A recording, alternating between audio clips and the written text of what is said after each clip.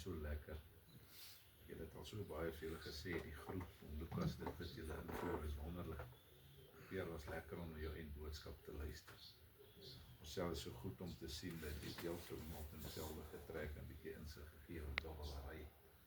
Al hierdie dinge, dis daai goed wat 'n mens stig. En dis daai goed wat 'n mens help om te groei. Vanmôre wil ek gou vir ons 'n stukkie lees uit Jakobus 3. Van die tong kan geen mens beheer nie. Dis 'n onbedingbare kwaad, vol van verderflike gif. Hiermee loof ons God die Vader en daarmee vervloek ons die mens wat die Here gemaak het. Fontein kan tog nie dieselfde oog hê van bitter en vars water. Ja, Here. Goed, as hierdie jaar in 2025 het ek baie gesien soos wat ek gereis het en ek het baie geluister as ek ver paaie ry. Toe ek hierdie gedeelte van Jakobus lees en ek gaan bepeins daaroor, toe kom ek agter dit is so waar wat hy vir ons hier so vanmôre sê. Weet jy, as 'n mens so luister en jy sien die ellende en jy sien mense se omstandighede en jy luister na kommentaar en wat die tong alles doen en wat die tong alles sê, dan is dit baie moeilik dat daai goed jou nie beïnvloed as mens nie. Ek luister nou die dag en ek luister toevallig na die gestryery en die synode van die NG Kerk. En hoe herders en mense beklei en stry en selfregverdig. Ek het so week terug weer geluister van die Dopperkerk byvoorbeeld wat praat oor vrouens wat die ampt moet beklee van dominees. Ek weet nie of julle daai goed gelees het. En tussen Kersfees en Nuwe Jaar toe ek so ry, toe luister ek toe mense praat oor wat is hulle voorneme vir hierdie jaar. En tot my verbasing luister ek dat omtrent 90% van hierdie mense is ongelukkig met hulle omstandighede.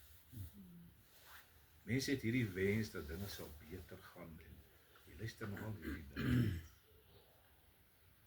En wat my baie verbaas het is dat baie van daai mense is kinders van die Here.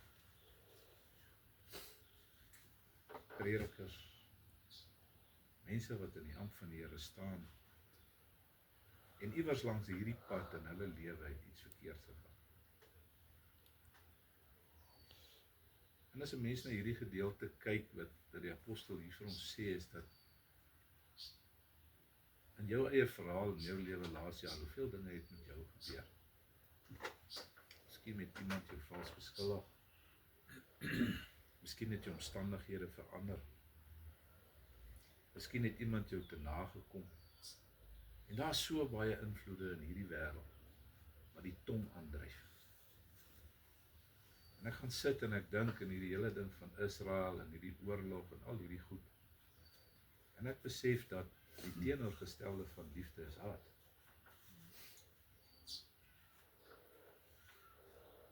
Toe ek na betragting hierdie ding doen toe, vra ek die Here, hoe lyk my fontein? Wat het ek toegelaat in hierdie lewe dat my fontein kon doen?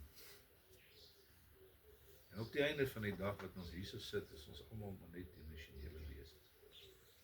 En dit is waar dat baie keer gebeur daar iets met jou en jy neem aanstoot en jou fontein word besoedel.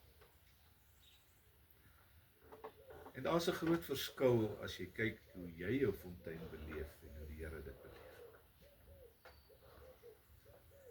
En dan al hierdie gesprekke, dinge wat ek luister, het ek by een antwoord uitgekom.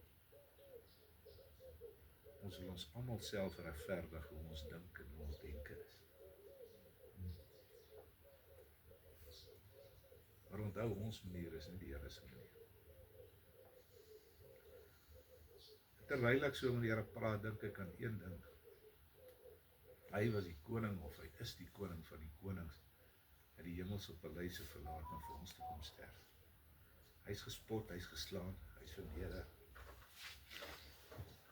Tog kan hy sê, Here vergewe hulle, want hulle weet nie wat hulle doen.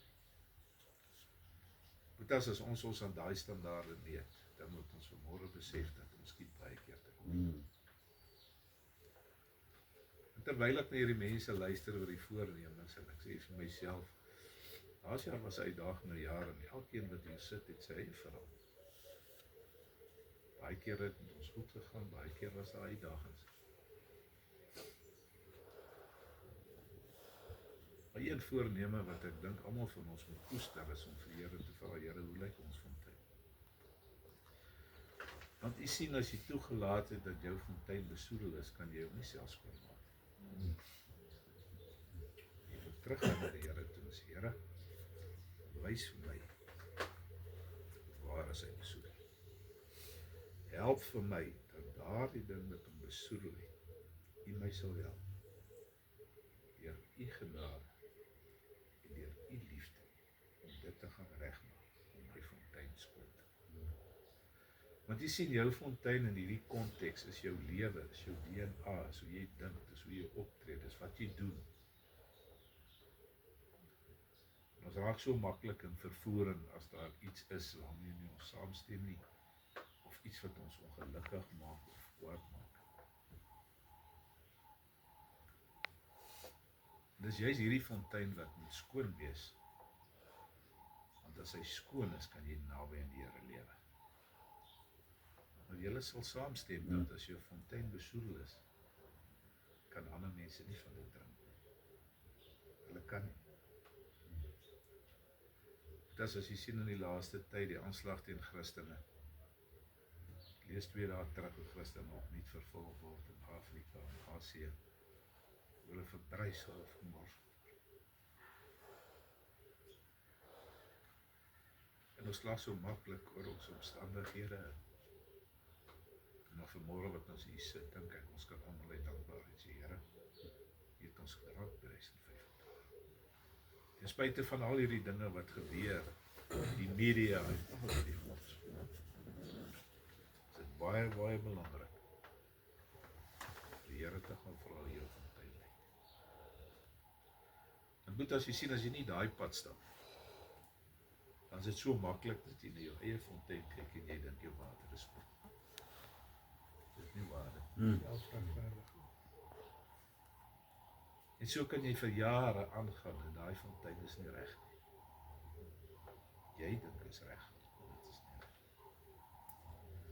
En jy moet daai pad met die Here gaan stap. Ja.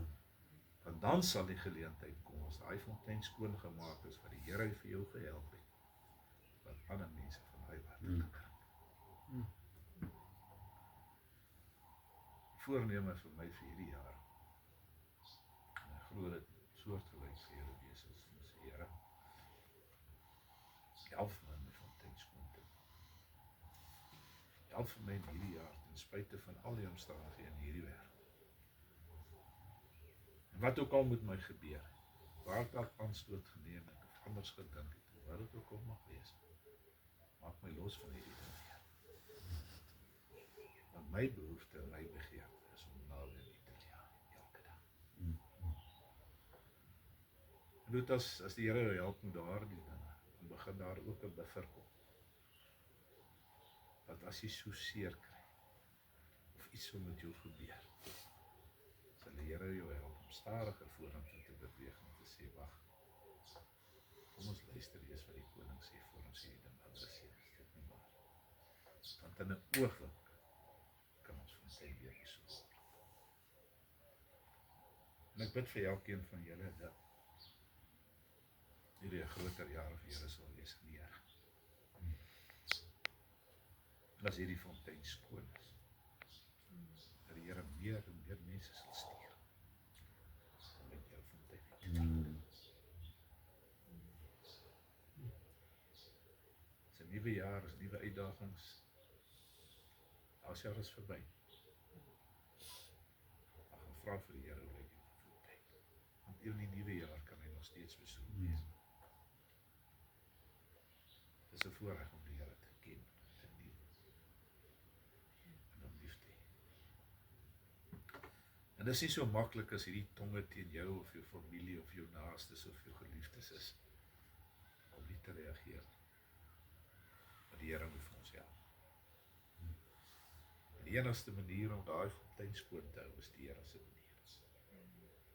Ek vra vanmôre dat jy nog nabetragting gaan doen daar.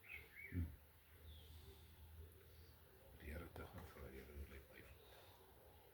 Wat moet ek verander? Wie moet ek vergewe? Hoe moet my denke patroon lyk? En hierdie goed sal die Here met jou deel. En ek dink almal van ons sal by die plek kom dat as hierdie water skoon is, dan kan die Here mense steel met ons fontein. Kom ons bid saam. Hemelse Vader,